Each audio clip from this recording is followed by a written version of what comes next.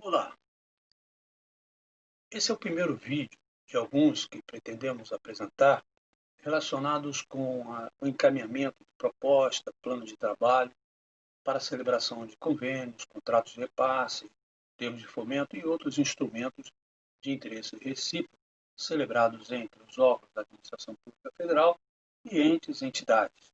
Né?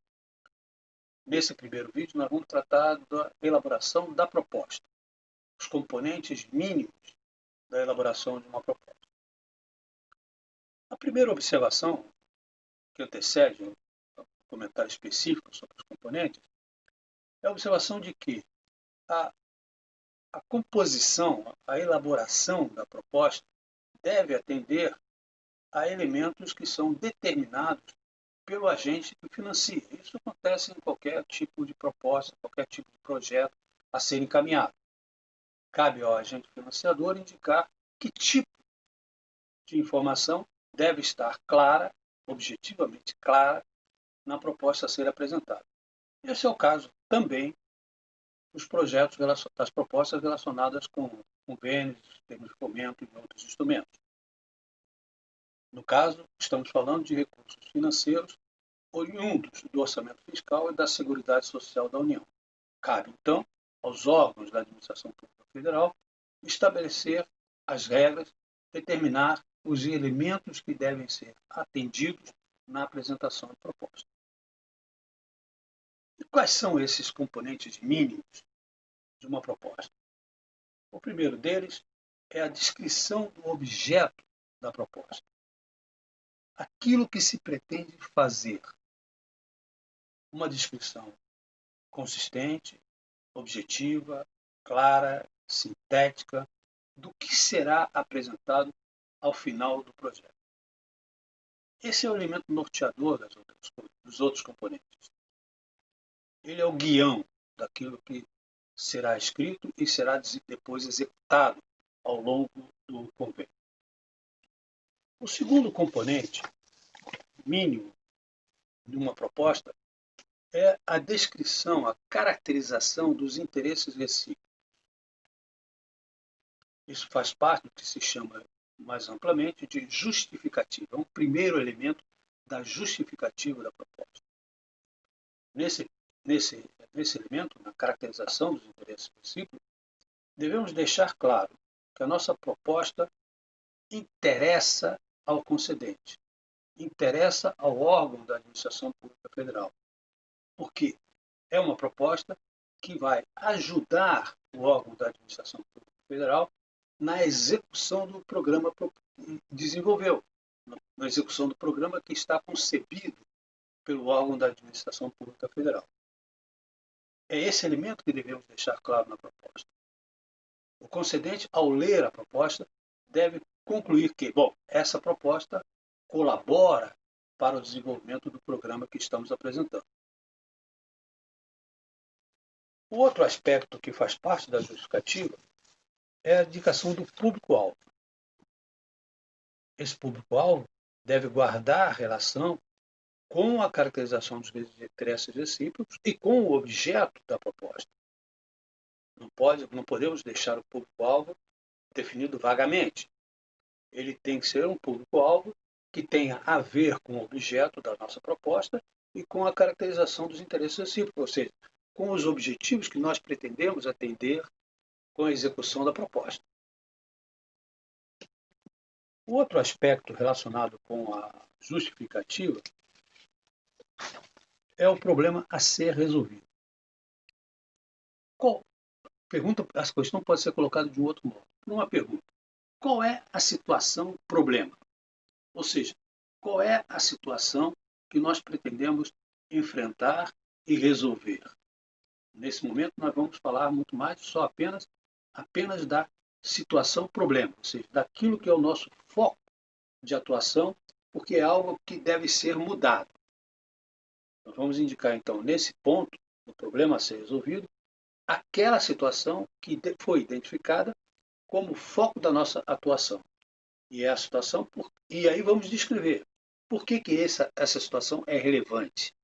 Essa situação é relevante porque ela tem a ver com a proposta, com o programa apresentado pelo concedente, com a descrição que o concedente faz do seu programa, e ao tratarmos dessa situação problema, estamos colaborando com o programa. Essa é sempre a questão que a gente deve ter em mente. Tudo que a gente escreve aqui no caso tem que estar amarrado com a descrição do programa feito pelo órgão da Administração Pública Federal. O outro elemento que devemos apresentar na justificativa são os resultados esperados. Ou seja, se antes indicamos qual é a situação problema que será enfrentada pela nossa proposta, agora nós vamos indicar qual é a nova situação que surgirá a partir da execução do projeto, da proposta. O que será mudado? E do que consta essa mudança? Qual é essa mudança? É a descrição dessa mudança. É uma realidade, por exemplo, uma praça que não está com seus equipamentos de dia, uma praça que precisa ser refeita, uma praça que precisa ser reurbanizada. Então, no caso, no primeiro momento, a gente vai dizer que o nosso problema a ser enfrentado é a deterioração dos equipamentos da praça. Nesse momento dos resultados esperados, nós vamos falar de como será a praça ao final da nossa atuação. Aquilo que nós vamos entregar depois que o nosso trabalho estiver concluído. Ou seja, a mudança realizada. O outro elemento que tem a ver com a justificativa é a relação entre a proposta e os objetivos e diretrizes do programa. Esses são itens que constam lá da documentação apresentada pelos órgãos da Administração Pública Federal. Então, repetindo, relação entre a proposta e os objetivos e diretrizes do programa. Aqui nós vamos entrar mais especificamente nas ações. Nesse momento, nós vamos ter como referência as ações que nós estamos prevendo em nossa proposta, aquilo que a gente entende que deverá ser realizado.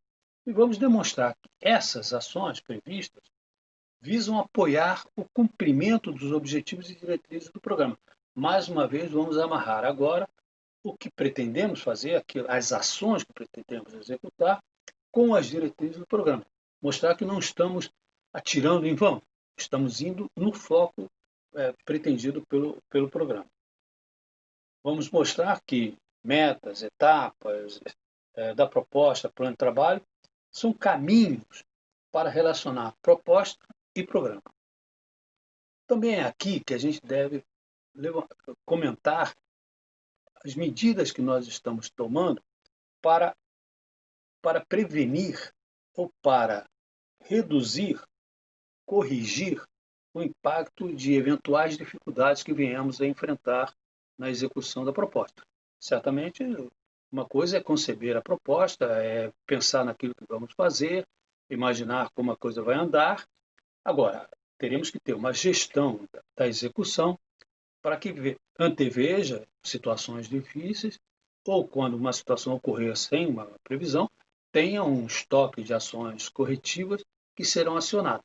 É bom que, nesse momento, a gente indique que ações preventivas e que ações corretivas nós estamos pensando em executar. Ou, no mínimo, indicar que ações preventivas e ações corretivas estão previstas na execução do programa para evitar que o impacto dessas ações que tendem a evitar que a gente chegue no ponto desejado não tenham um impacto reduzido e controlado e gerenciado por nós.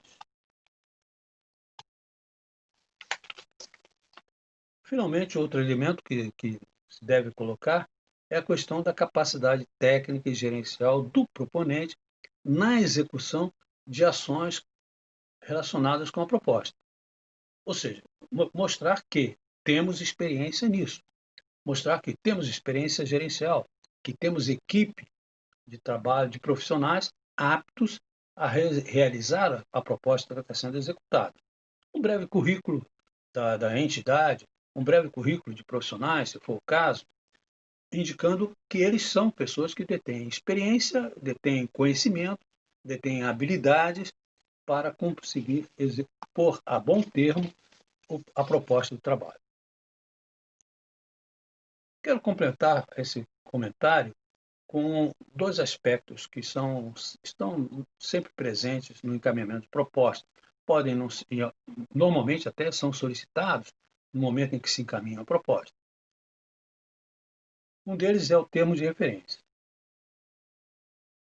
Cada vez mais se faz esse pedido de que os termos de referência dos contratos ou das contratações de bens e serviços, da compra de bens e serviços, etc., sejam encaminhados no momento da proposta. São bens e serviços previstos, portanto, na proposta. E o concedente, e o financiador, e aquele que vai aprovar a proposta, etc., quer ler os termos de referência que serão usados na contratação daquilo que estamos prevendo encaminhar.